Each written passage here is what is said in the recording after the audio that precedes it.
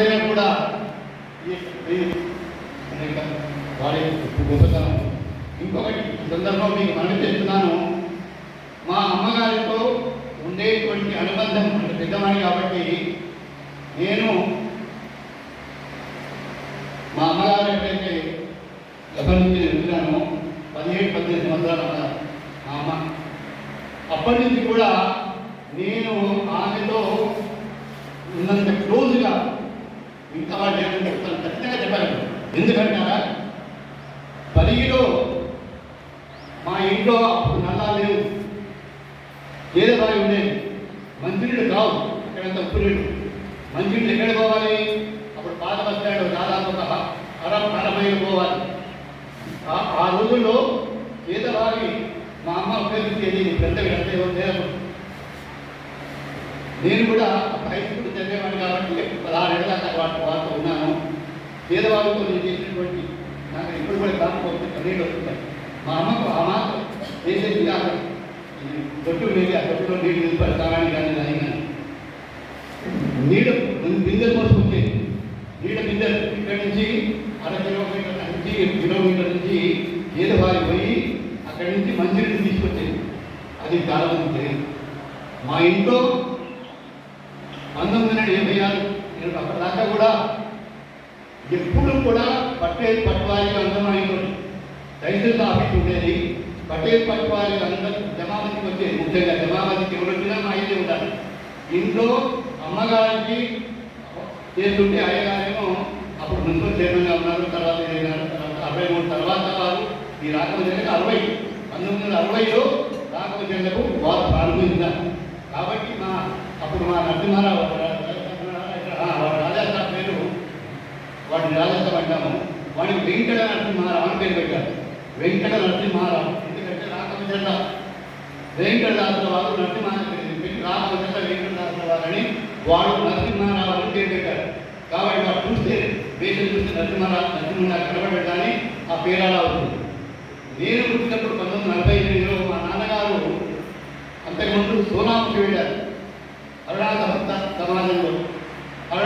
సమాజంలో వెళ్ళిన తర్వాత ఆయన హరణాథ అయిపోయి నా పేరు హరగోపాల్ అని పెట్టారు. కాబట్టి ఆయన 1948 హరణాథ పుట్టినాడు.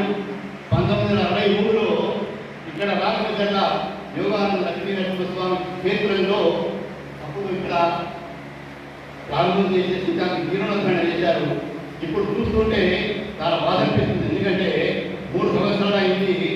ఈ ప్రభుత్వం ఏం చేస్తుందయా, నేను నాకు కనీసం దర్శనం చేసుకున్నానంటే దర్శనం చేసుకోవడానికి కూడా వీలు లేకుండా చేస్తుంది. అప్పుడు నాన్నగారు అంటే మళ్ళీ చెప్తున్నాను, మా అమ్మ అటుకుల మూట కట్టేది. అటుకులు తీసుకు అటుకుల మూట కట్టే మా నాన్నగారు ఆ అటుకులు మూట చేసుకొని ఇక్కడ రాఘవచంద్రలో మెల్లగా ఇక్కడ వచ్చేది. ఆయన నేను కూడా అప్పుడు వచ్చేది. అప్పుడంతా ఇప్పటికి కాకుండా ఈ బాధ అక్కడ బస్ స్టాండ్ ఉంది కదా మన ఊళ్ళో, ఆ మన కిందనే చెట్టు ఉంది.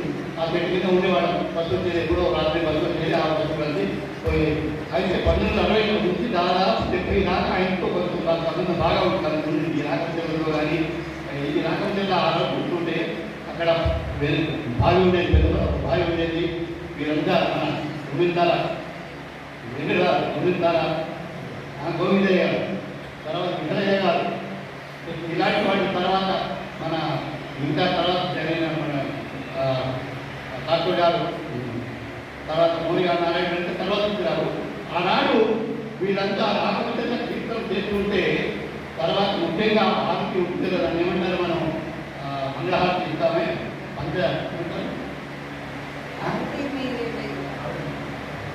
ఆర్తి కాదు, మన దినప్పుడు కానీ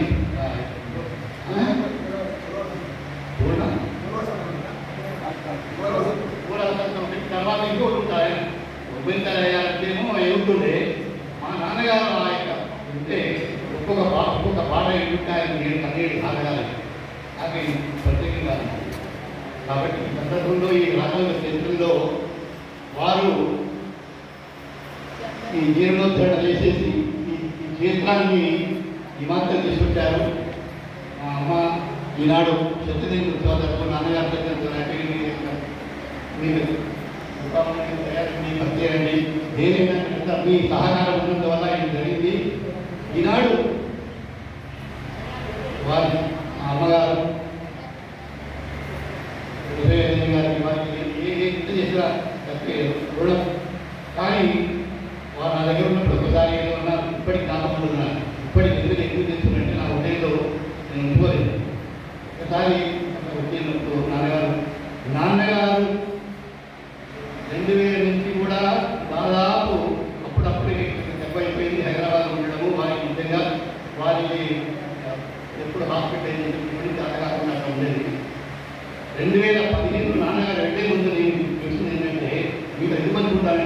పడ్డాయి లేదో నాకు చెప్పుకోలేదు. మా అమ్మ బీపీ ఉన్నప్పుడు బీపీ మానేసింది. ఎందుకు మానేసిందంటే మా నాన్నగారి కంటే ముందే ఇవి పోవాలి